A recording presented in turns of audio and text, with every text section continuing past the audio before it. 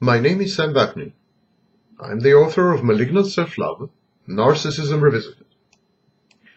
Abuse by proxy continues long after the relationship is officially over, at least as far as one of the parties is concerned.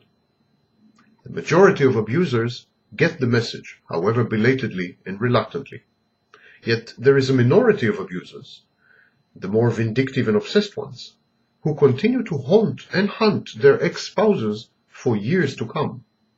These are, of course, the stalkers. Most stalkers are what the scholars Zona and Gerberth call simple obsessional, or, as Mullen and Path put it, the rejected ones. They stalk their prey as a way of maintaining the dissolved relationship, at least in their diseased minds. They seek to punish their quarry for refusing to collaborate in the charade and for resisting their unwanted and ominous intentions. Many of them are erotomaniac. Such stalkers come from all walks of life and cut across social, racial, gender, and cultural barriers. They usually suffer from one or more comorbid personality disorders. They may have anger management or emotional issues, and they usually abuse drugs or alcohol or both.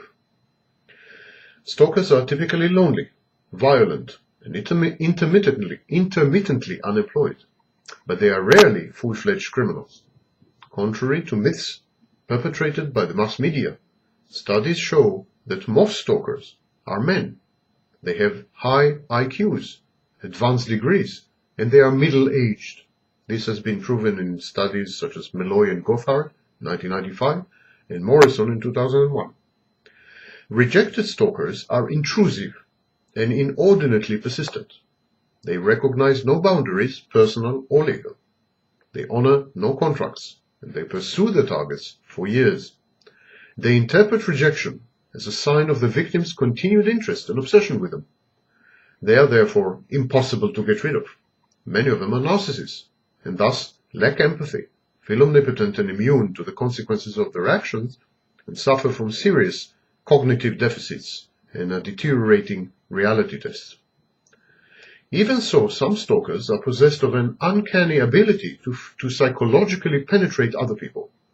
Often, this gift, which I call cold empathy, is abused and put at the service of their control freakery and sadism. Stalking and the ability to mete out justice makes them feel omnipotent, powerful, and vindicated. When arrested, they often act the victim and attribute their actions to self-defense and to what they call righting wrongs. Stalkers are emotionally labil and present with rigid and infantile primitive defense mechanisms: splitting, projection, projective identification, denial, intellectualization, and narcissism.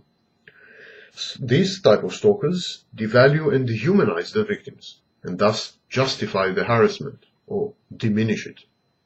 From here, it is only one step to violent conduct.